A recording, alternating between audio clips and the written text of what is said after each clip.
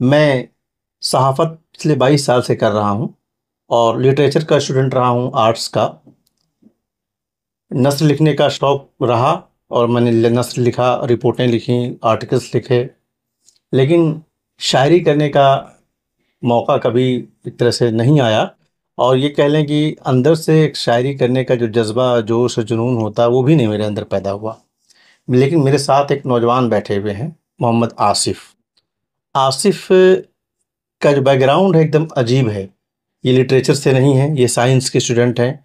आसिफ़ ने लखनऊ से इंजीनियरिंग की सिविल में, उसके बाद में जामिया मिल्लिया इस्लामिया आए और उन्होंने इंजीनियरिंग को वहीं रोक दिया। उसके बाद पीस एंड कॉन्फ्लिक्ट स्टडीज़ से आपने मास्टर्स किया और इसी दौरान शायरी का इनका शौक़ पैदा हुआ, शायरी करने लगे और आजकल शायरी करते हैं। इंस्टाग्राम पर, सोशल मीडिया पर, अलग-अलग जगहों पर अपनी रील्स जो बनाते हैं नौजवान, चूँकि ये जेन ज़ी नस्ल के हैं और आजकल जेन ज़ी नस्ल सोशल मीडिया और पर बहुत ज़्यादा पाया जाता है और इसी जेन ज़ी ने नेपाल को तख्ता पलट करके रख दिया, आपने देखा।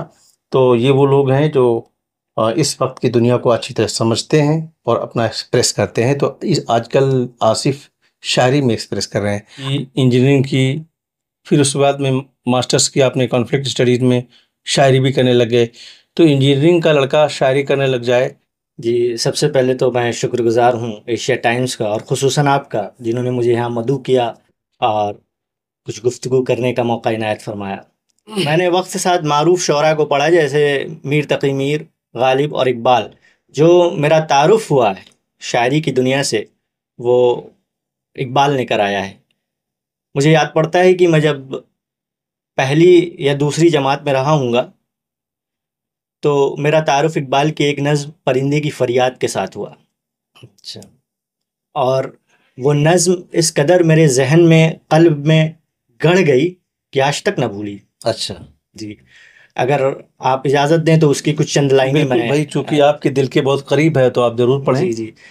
वो एक पहली नज़्म थी जो मैं शायरी की दुनिया से जो मेरा तारुफ़ हुआ, उसी नज़्म के साथ हुआ और इकबाल के साथ हुआ। जी। तो उसका उन्वान है परिंदे की फ़रियाद। हुँ।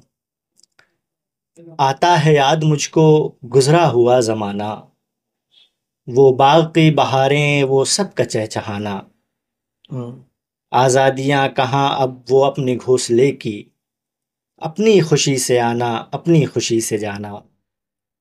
लगती है चोट दिल पर, आता है याद जिस दम, शबनम के आंसुओं पर कलियों का मुस्कुराना। ये बताइए कि फिर ये जब आपको बहुत करीब, आपके दिल के बहुत करीब ये नज़्म हुई, जी। उसके बाद फिर कहाँ से लिखना शुरू किया? फिर मुझे याद पड़ता है कि जब मैं 8वीं जमात में था, तो मैंने कुमार विश्वास को भी, फिर मुशायरे की दुनिया में मैंने मुनव्वर राना और राहत इंदौरी जैसे शोरा को भी सुनना शुरू किया। और कुमार विश्वास की उस वक्त वो गज़ल तरन्नुम में पढ़ते थे, वो कोई दीवाना कहता है, कोई पागल समझता है। जी, आज भी उनसे हर जगह वो सुना जाता है। आज कहीं भी जाएँ, कोई भी महफ़िल हो और उनसे ये ज़रूर जो है एंकर्स जो होते हैं या व्यूअर या लिसनर्स होते हैं, वो डिमांड करते हैं, आज भी उनसे डिमांड की जाती है। कोई दीवाना कहता है, कोई पागल समझता है, मगर धरती की बेचैनी को बस बादल समझता है। बस बात। तो ये गुनगुनाता था मैं अपनी 8वीं जमात में जब मैं था, तो मैं ये गुनगुनाते हुए चलता था और मुझे बड़ा शौक था। मुझे ये अंदर से ये शौक जगता था कि काश कुछ मैं भी ऐसा कुछ लिख सकता, कुछ बना सकता। और फिर मैंने कोशिश करते करते, फिर मैंने 17-18 साल की उम्र में जब पहुंचा, जब मैं बालिग हुआ, उस वक्त से मुझे याद पड़ता है कि मैंने एक मुनज़्ज़म अंदाज से शेर कहना शुरू किया। बेसिकली आप आते कहाँ से हैं? जी, मेरा तो जो तालीम हुई है वो लखनऊ में हुई है और मैं 11 साल की उम्र से ही जो है लखनऊ में पला बड़ा। और वहाँ पर मैंने एक स्कूल है रानी लक्ष्मीबाई, मैंने वहाँ से अपनी शुरुआती तालीम पूरी करी और फिर मैंने इंजीनियरिंग की। और इंजीनियरिंग के दिनों में मैंने शेर लिखना ज़्यादा शुरू किया और कॉलेज फेस्ट में मैं परफॉर्म करता था। आप जब ये इंजीनियरिंग के दिनों में शेर लिख रहे थे, तो आपके प्रोफेसर्स, आपके दोस्त, आपके घर वाले, अगर उन्हें पता चला हो, तो क्या रिएक्शंस थे? जी, रिएक्शन तो बहुत आम तौर पर जो हर पेरेंट्स का या हर दोस्त का होता है, वो काफ़ी एक्साइटेड थे कि हाँ, मैं कुछ शेर कह लेता हूँ। और उन्हें भी शौक़ था कि जब भी मैं किसी महफ़िल में बैठा होता, तो लोग ये फ़रमाइश किया करते कि कुछ शेर कहूँ। कुछ जो उनको लिए एक एंटरटेनमेंट का ज़रिया बने। कभी ऐसा नहीं हुआ कि इन लोगों ने ये रोका हो कि तुम इंजीनियरिंग के स्टूडेंट हो और शायरी कर रहे हो तो तुम्हारा करियर क्या होगा? अक्सर ये बात कही जाती है हम नौजवानों से, जब कोई अपने करियर ओरिएंटेड कोर्स कर रहा हो तो उस वक्त ये सब क्या कर रहे हो, शायरी छोड़ो, अपने कोर्स मुकम्मल करो, नौकरी करो, ये सब बातें आती हैं। आपके साथ नहीं हुआ? जी नहीं, मेरे साथ नहीं हुआ अल्हम्दुलिल्लाह। मेरे पेरेंट्स बहुत सपोर्टिव हैं, मुझे हर चीज़ में सपोर्ट मिलता है उनकी तरफ से। और मैं ये माइंड नहीं करता कि कौन क्या कहेगा क्या नहीं कहेगा। तो मैं अपनी मर्ज़ी का बेसिकली मालिक हूँ, और मुझे जो चीज़ अच्छी लगती है वो करनी चाहिए, और हर नौजवान को करनी चाहिए। जो उसका दिल करे, जिस तरफ उसका दिल मायल हो, वो हर काम करना चाहिए, ताकि ज़िंदगी के आखिरी पड़ाव में कोई अफसोस न रह जाए कि काश मैं ये काम कर लेता, ये मेरे शौक़ का काम था, मैं ये काम कर लेता। अच्छा ठीक है, मुझे बताइए कि जब आपने इंजीनियरिंग कंप्लीट की, घर वालों ने कहा होगा कि अब आगे जा करके मास्टर्स करो या जॉब करो, आपने कॉन्फ्लिक्ट स्टडीज चुना और जामिया मिल्लिया इस्लामिया आ गए, ये कैसे हुआ? जी, जब मैं अपने इंजीनियरिंग के आखिरी दौर में था, ग़ालिबन 4th ईयर में, तब मुझे इंटरनेशनल रिलेशंस का बड़ा शौक़ जगा, उसके बारे में पढ़ना। और अक्सर मुझे अलग अलग किताबें पढ़ने का बहुत शौक़ था, अपने कोर्स से हट करके। ख़ास करके मेरा हिस्ट्री में भी काफ़ी दिलचस्पी रही है, और मैं डॉक्टर इकबाल को भी पढ़ता था। उनकी जो शेर कहने के जो तरीके होते थे, उनके अशार जो होते थे, तो मैं ये उसमें पाता था कि ये कोई शख्स तब कह सकता है जब उसको कंटेम्प्रेरी वर्ल्ड पॉलिटिक्स के बारे में पता हो, हालात हाज़रा के बारे में पता हो, जी। तभी वो शेर कहा जा सकता है, और तभी वो दूरंदेशी पैदा हो सकती है आगे के लिए, जो अल्लामा इकबाल को रहनुमाई कर आपने ऐसा सके। पाया? जी बिल्कुल, मैंने अल्लामा इकबाल को अपनी रहनुमाई करते हुए पाया, अच्छा। और मैं खासा उनसे मुतासिर हुआ।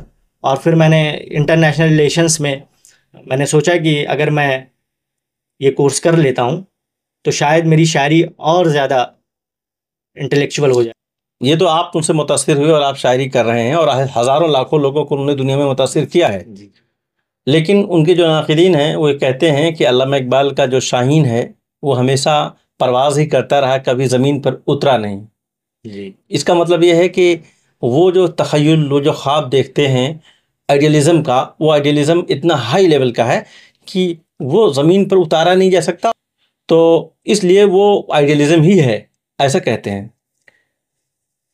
जी, मुझे तो इस तरह से मालूम नहीं पड़ता है कि ऐसी कोई चीज़ है, आइडियलिज़्म की दुनिया में कोई ऐसी चीज़ है जो पूरी ना हो सके।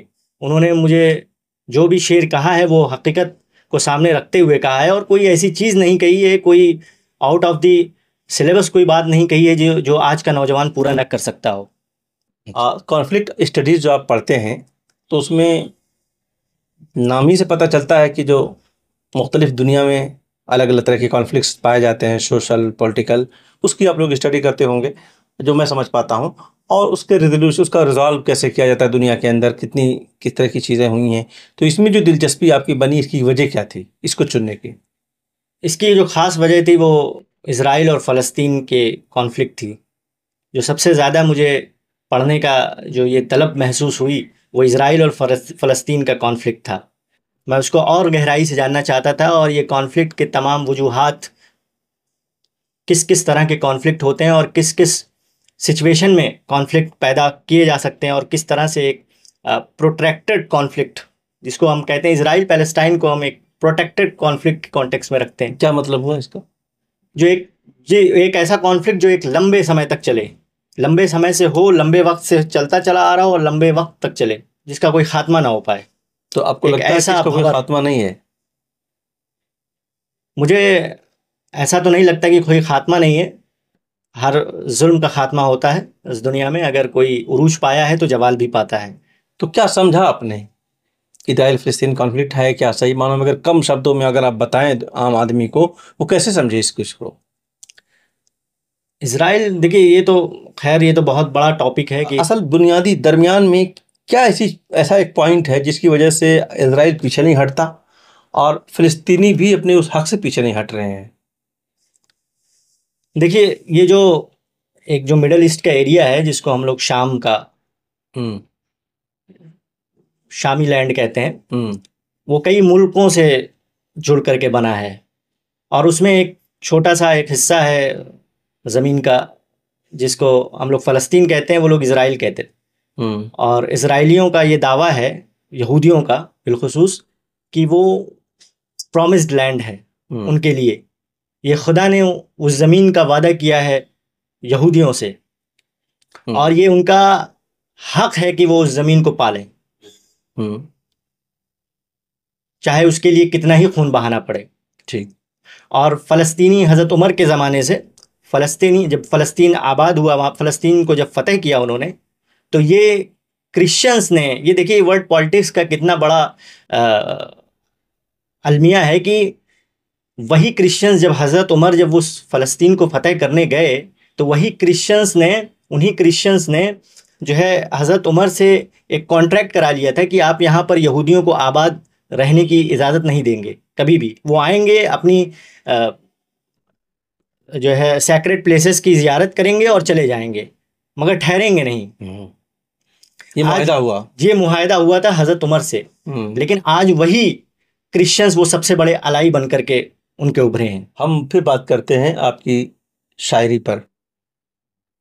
शायरी शायरी में सबसे ज़्यादा आपने गज़ल कहा है, नज़्म कहते हैं, क्या कहते हैं आप? जी, मेरी शायरी का अंदाज़ ख़ास तौर पर क्लासिकल गज़ल पर मबनी होता है। मैं अपने अशार में एहसासात, फ़लसफ़ा, सियासत और इंसानी नफ्सियात को भी क़ैद करने की कोशिश करता हूँ, लेकिन मैं जदीद मौज़ूआत पर भी शेर कहता हूँ। एक तो ये है कि इससे पहले तो एक कोई क्लासिकल जो आपने लफ्ज़ इस्तेमाल किया, तो कोई आपके दिल के बहुत करीब जो आपने कही हो, जो आपको बहुत पसंद हो, एक कोई क्लासिकल का कोई एक आध शेर कहिए। जी, संस्कृत में, चूँकि मैं एक तमहीद करना चाहता हूँ, संस्कृत में एक इस्तिलाह है मृग तृष्णा। इसका मतलब क्या हुआ? जिस तरह इसका मतलब होता है, जिस तरह रेगिस्तान में कोई हिरन दूर चमकती हुई रेत को पानी समझकर उसकी तरफ दौड़ता है, और जब उसकी तरफ उस मकाम तक पहुंच जाता है तो वो देखता है वहाँ पानी नहीं, रेत है। फिर थोड़ी देर बाद कुछ दूर पे चमकती रेत को पानी समझकर उसकी तरफ दौड़ता है, और फिर वहाँ जाकर देखता है कि वहाँ पानी नहीं, रेत है, और खाली हाथ रह जाता है। तो मुझे महसूस होता है कि यही कैफियत आज के जदीद इंसान के हालात की भी अक्कासी करती हुई नज़र आती है। ठीक है। आज का जदीद इंसान अपने ख्वाहिशात, तवक्कुआत के ताक़ुब में दौड़ता रहता है, और अक्सर वही चीज़ें जो उसकी उम्मीदों का महवर होती हैं हासिल नहीं होती, और यूं उसकी तलाश, उसकी हरारत और तलाश कब खालीपन में तब्दील हो जाती है उसे इल्म नहीं होता है। तो इसी पस मंज़र में मैंने एक गज़ल लिखने की कोशिश की थी जी। कि तुम्हें हर चीज़ हासिल जो दुनिया ख्वाब रखती है, तुम्हें हर चीज़ हासिल जो दुनिया ख्वाब रखती है, तो कैसी आग है साकी तुम्हें बेताब रखती है। तो कैसी आग ये है साकी जी, तुम्हें बेताब रखती है? ये ताजो तख्त दौलत शहरतें सब कुछ तमाशा है, गर उसकी गुमशुदा धड़कन तुम्हें बेताब रखती है। ये किस मंजिल का आलम है, किनारा मिल भी जाए तो, मगर अगली डगर की आरज़ू बेताब रखती है। उर्दू कितनी क्लास तक आपने पढ़ी है? उर्दू मैंने स्कूल में तो नहीं पढ़ी है, लेकिन अलग से मेरे लिए एक टीचर आते थे जो मुझे पढ़ाते थे उर्दू। मैं जितनी भी उर्दू सीखी है मैंने उन्हीं से सीखी है। अच्छा। जी, मैं कोई मदारिस में नहीं गया, किसी तो ऐसे इंस्टीट्यूशन में नहीं गया जहाँ तो खास उर्दू शायरी पढ़ाई में तो जाती। बहुत भारी भरकम अल्फाज के भी इस्तेमाल होते हैं, तो इसको कैसे मतलब यहाँ तक पहुँच पाते हैं आप? जी, मैंने अर्ज़ किया ना कि मैं इकबाल और गालिब का पढ़ने का बहुत बड़ा शौकीन रहा, और जो कुछ भी सीखा वो मैं उनको अपना रूहानी उस्ताद मानता हूँ, और जो कुछ भी सीखा उन्हीं से सीखा। अच्छा। उन्हीं अच्छा, ये बताइए, उस्ताद की बात आई, जी। क्या अपने शायरी में जो आप कर रहे हैं किसी को अपने उस्ताद मान करके उसकी इस्लाह लेते हैं, या आज़ादाना अपने तौर पर जो ख्याल आता है उसी को आप शायरी में बदल देते हैं? आजकल इंटरनेट का ज़माना है, आप जो चाहें, जिस तरह चाहें, आप किसी भी तरह की तालीम हासिल कर सकते हैं। यूट्यूब से रेख्ता का एक कोर्स होता है, मैंने वहाँ पर कोर्स किया जहाँ पर मैंने इल्म अरूज सीखा, और मैं भी पूरी तरीके से, मैं नहीं कह सकता, मेरा दावा नहीं है कि मैं बहुत बड़ा शायर हूँ या मैं बहुत अच्छा शेर कहता हूँ, लेकिन मेरी कोशिश होती है कि मैं कुछ ऐसा शेर कहूँ जो लोगों के दिलों को छू ले। ख़यालात तो आपके पास हैं, उन ख़यालात को जो टेक्निकली तौर पर प्रेज़ेंट करने की जो बात है, वो तो जो उसके जो पैरामीटर्स शायरी के होते हैं, उस जो उसके उस्ताद होते हैं, वो मेरा ख़्याल है ज़्यादा बेहतर समझते हैं। मैं भी उस चीज़ जी। को नहीं जान पाता। लेकिन सबसे पहले बात तो शायरी में आपके अंदर एहसास आना, जज़्बात का आना, उस तरह से इज़हार होना, उसके बाद अल्फ़ाज़ आते हैं, बाद में नंबर अल्फ़ाज़ का आता है, किस अल्फ़ाज़ में किस तरह से आप पेश कर रहे हैं। तो ये तो आप कर ही रहे हैं। आप ये बताइए कि जदीद दौर के नौजवानों के लिए, ख़ास तौर से आपकी चूँकि ज़ेनज़ी नस्ल के आप हैं, तो ज़ेनज़ी इस वक्त किस तरह की शायरी पसंद करते हैं? जी, मेरा जेनज़ी के हवाले से तो बहुत अच्छा एक्सपीरियंस नहीं है। आज की जेनज़ीज़ से मैं बहुत मायूस रहता हूँ। इस वजह से मायूस रहता हूँ कि शायरी को उन्होंने बड़ा हल्का कर दिया है। मैं खुद उसी जनरेशन का हूँ, लेकिन उन्होंने जो एक क्लासिकल शायरी होती है ना, उसमें हल्कापन ले आए। वो बहुत ख़ास और प्योर उर्दू के शौकीन तो हैं, मगर सुनना बहुत ज़्यादा पसंद नहीं करते हैं। वो बहुत ही आम तौर की जो गज़लें होती हैं, नज़में होती हैं, जो उनके माशूक़ से वो रिलेट कर पाएँ, उनके महबूब से वो रिलेट कर पाएँ, इस तरह की नज़में और गज़लें आज के जेनज़ी ज़्यादा पसंद करते हैं, बजाय कि कोई इस्लाही नज़्म, आप कोई भी इस्लाही नौजवान हैं, गज़ल। आप भी नौजवान हैं, और तमाम वो जज़्बात जो हर ज़ंजी के जज़्बात होते हैं, आपके भी हैं, और इस उम्र में हर एक के होते हैं। तो क्या आप जो गज़ल का जो लग़वी माना है कि भई मोहब्बत की बातें करना, तो ऐसी शायरी, मोहब्बत की शायरी, आशिक और माशूक की शायरी आप नहीं करते? जी, मैं करता हूँ, लेकिन मैं हर तरह के जीनर को टच करने की कोशिश करता हूँ। मेरी कोशिश होती है कि मैं किसी एक जीनर पे ना करूँ शेर। हुँ। अलग-अलग वक़्त में अलग-अलग मौजूदा हालात पे शेर कहा जाना ज़रूरी है। अभी तक और आपने कितने अशआर कहे होंगे, कितनी गज़लें कही होंगी? अगर मैं गज़ल कहूँ, तो कितनी गज़लें आपने लिखी होंगी? अब तक मुझे एग्ज़ैक्ट गिनती तो मुझे याद नहीं है, मगर अगर मैं अंदाज़ा लगाऊँ तो मैंने अब तक 30 से 35 गज़लें कही होंगी, और जो है तकरीबन शेर और नज़्म मिला कर के 100 के आस-पास होंगी। ठीक है। ये बताएँ कि क्या जो शायरी की महफ़िलें हैं, छोटे मुशायरे, बड़े मुशायरे या नशिस्तें, ऐसे मौक़ों पर भी आपका जाना होता है? ऐसा तो अभी मुझे कहीं पर जाने का मौका नहीं मिला, मगर मैं अपने कॉलेज में इंजीनियरिंग के में जब था इंजीनियरिंग कॉलेज में, तब मुझे कॉलेज फेस्ट में परफॉर्म करने का अक्सर मौका मिलता था। और पड़ोसी मुल्क नेपाल के अंदर पिछले एक हफ्ते से बहुत ही अलग तरह की बेचैनी शुरू हुई। इस बेचैनी को लीड करने वाले भी ज़ंजी कहे गए कि वही लोग हैं जो मुतालबा कर रहे हैं। तो ये जो नस्ल है, आपकी उम्र की जो नस्ल है, इसकी आप नुमाइंदगी कर रहे हैं। क्या उसकी आकांक्षाएँ क्या हैं? वो कहाँ जाना चाहता है? क्या पाना चाहता है इस दुनिया के अंदर, इस फ़ानी दुनिया के अंदर क्या कुछ कर पाना चाहता है? आप क्या बताएँगे, अगर आप अपने नौजवान साथियों से मिलते होंगे, उनकी क्या आकांक्षाएँ हैं? जी, जो जितना मैं समझ पाया हूँ कि आज के दौर का जो नौजवान है, उसकी आकांक्षाएँ तो बहुत हैं, हुँ। वो उसकी तवक्कुआत बहुत हैं। लेकिन ये बड़े अफ़सोस के साथ कहना पड़ता है कि जो हमारा एक जो सपोर्टिव सिस्टम है, जो हमारी गवर्नमेंट है, उन आकांक्षाओं को सपोर्ट करने में नाकाम, बहुत ही परले दर्जे से पूरा नाकाम है। उनको फ़िक्र नहीं है कि आज के नौजवानों के पास रोज़ी-रोटी का कोई ज़राए है कि नहीं है, उनकी तालीम का कोई ज़राए है कि नहीं है। हाँ, तनकीदें हमें बहुत मिलती हैं। आपने वो माहौल नहीं पैदा किया कि हमें वहाँ तक पहुँचने का मौका मिले। युवाओं की ज़्यादा आकांक्षाएँ नहीं होती, उन्हें यही होती है कि उन्हें अच्छी तालीम मिल जाए, अच्छा रोज़गार मिल जाए। अच्छा रोज़गार मिल जाए, और एक अच्छा लिविंग कंडीशन मिल जाए जिसमें वो आम तौर पर अपनी ज़िंदगी गुजार सकें। वो आपसे कोई महलात नहीं मांग रहे हैं, सोने की महल नहीं मांग रहे हैं, वो आपसे कोई अ, हीरे जवाहरात नहीं मांग रहे, वो बस इतना मांग रहे हैं कि हमारे लिए जो तालीम है वो सस्ती कर दी जाए, हमारे लिए जो रोज़गार है वो आसानी से फराहम कर दिया जाए। तो मुझे नहीं लगता कि कोई ऐसी चीज़ है जो उनको तनकीद करने पर वो इस तरह आ जाएं कि उन्हें किसी मुल्क के पार्लियामेंट को आग लगानी पड़ जाए, या किसी मुल्क के फाइनेंस मिनिस्टर को मारने पीटने की नौबत आ जाए, जब ये बुनियादी ज़रूरत हमारी नहीं पूरी हो पाती है, तब ये आक्रोश पैदा हो जाता है। अच्छा ये बताइए कि ठीक है, जी। अभी फिलहाल आपकी जो ताज़ा कोई शायरी अगर है आपने की हो हाल फिलहाल में, जो आपके दिल के बड़े करीब हो, पढ़कर सुनाइएगा। जी, आज के ही पसे मंज़र में मैंने एक शेर लिखा था कि जो ओवरऑल है, फ़लस्तीन के भी कॉन्टेक्स्ट में है, नेपाल के भी कॉन्टेक्स्ट में है,